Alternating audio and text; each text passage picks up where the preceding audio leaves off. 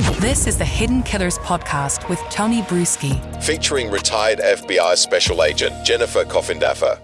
Watched that video so many times, and we've heard and we've seen videos like this before, which I'm sure is probably running through his mind of large mob and mob mentality was certainly taking effect there with those kids. They're laughing like hyenas as their friends are beating up this guy, this stranger who's looking for his phone. There's cases where the guy dies, where the mob kills the adult because they can, and they find joy in it at the time, and then later that goes horribly wrong. I don't know. I mean, yes, this is horrible. It is horrible that someone died. But if you're going to make the decision as a 17-year-old, you're not an idiot at 17. I mean, a lot of people are into it, young adulthood and beginning life.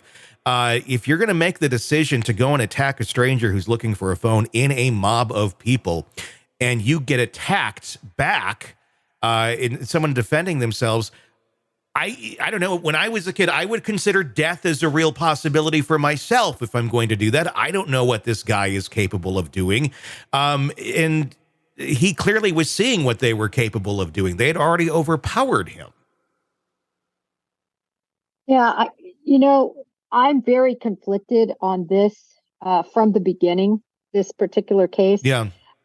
Because I agree so strongly with self-defense. Mm-hmm. One of the things we're taught in the FBI, as an example, is if somebody comes at you unarmed, but you know that they are martial art trained, Mm-hmm. You are allowed to shoot them, because we train on, once they close and are on you, they can incapacitate you and kill you Mm-hmm. with their hands.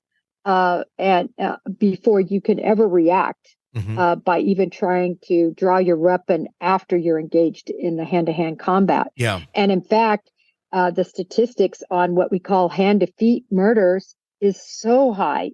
People don't really understand that. They don't know that everybody thinks, oh, gun, knife, bludgeoned, but hand and foot killings are also quite high. Mm-hmm. And that's what you're talking about here. These mobs that come and basically beat somebody to death. Mm-hmm. So I was conflicted. Yeah. But I just could not sit well with me. And then plus looking at the legal standards there in Wisconsin, it did not sit well with me that he lied. Because I think if you truly believe in your own innocence, if you believed what you did was just, you say that and you don't lie. But I think you can go and say, I have guilt about what you did, but it doesn't necessarily mean it was wrong what you did in defending himself. I mean, I think there's that caveat to it. Like, I mean, anyone, I think, just a decent human being. And I mean, this guy has no record. I would assume he's a fairly decent person outside of this moment. I think even if you're defending yourself, you would feel guilt about pulling that knife out and stabbing somebody, not necessarily because you shouldn't have done it to defend yourself, but because people did, in fact, get injured. You didn't want that to have happen. But again, does that mean that's wrong? And it's interesting because it's almost defined by the state if it's wrong or not. Had this happened in Texas, had this happened in Florida, I think we'd be having a very different verdict. I think we'd be very much looking at stand your ground, and he stood his ground. I know Wisconsin's not that, but at the end of the day, we're talking about, laws that people make in states. It doesn't necessarily change emotions when you're in that state of panic and trauma.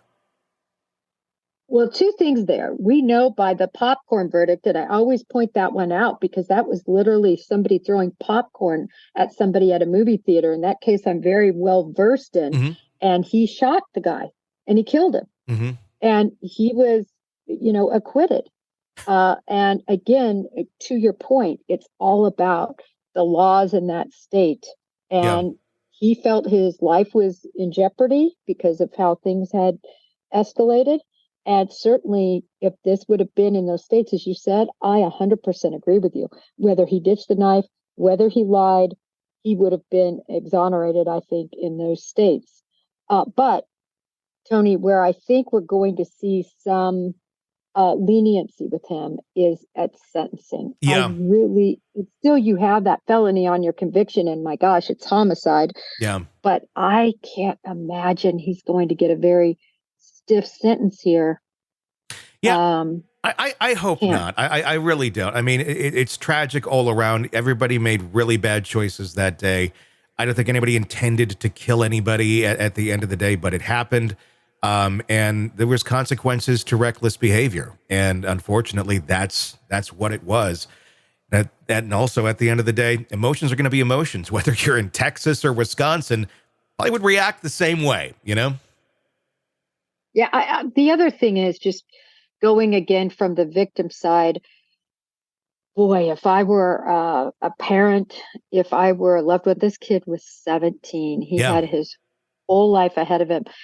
Did he instigate this? Was he in the wrong? Yes, but boy, Tony, did he deserve to lose his life? Oh, yeah, certainly. He did not deserve, nobody deserved to die in this case. If I was a parent, though, too, and I saw that video, and if I saw my kids attacking somebody like that, I would be horrified. And I wouldn't be looking at them, though, as in the right either. And I think that's another part that we're kind of missing in this whole thing is, what the hell? Like, what is going on with these kids in their minds that they think this is an acceptable thing to do or it's fun and great? That's a really weird thing. And I think speaks probably more to a societal problem than it does just these kids, because this stuff is happening everywhere. I'm glad you brought it up. I've been posting, and I'm going to post again today, another one I just saw where these kids just beat almost to death another individual, or coaxing on one individual to almost kill the other individual, just beat them mercilessly. And I've been posting some of these videos to say, what is happening? Yeah. These are kids, they're young, and how can, what has changed? But I do believe, at least in this situation, the Apple River, definitely alcohol and who knows what else had a lot to do with the poor judgment of these kids in this situation. I'm not providing an excuse. I'm just providing an explanation to some degree as to how this could have elevated. It's part of the recipe. And unfortunately, in the state of Wisconsin, alcohol is involved in almost everything. I grew up there. And you like church picnics, there's booze. I mean, there's booze at all sorts of places. You don't really realize how weird that is until you get out of there and you're like, oh, this isn't like this in any other state unless you're like in Germany or something. But the Wisconsin drinking habits are the worst in this country. Statistically, we know that. And unfortunately, so many bad things do happen there because of the booze. So is it an excuse? No, but it certainly does help us understand the state that everyone was in. Tragic. Tony, I'm hoping that he gets at the lowest end of the guidelines. Yeah. And that a lot of lessons can be learned by everyone who saw that video and who saw the outcome. Yep. Sick of the ads? We are too. Start listening with no commercials now and get access to all of our episodes in advance of everyone else. Become a True Crime Today Premium Plus subscriber on Apple Podcasts. Search True Crime Today Premium Plus on Apple Podcasts or go to our podcast page and sign up now. True Crime Today Premium Plus. Sign up now.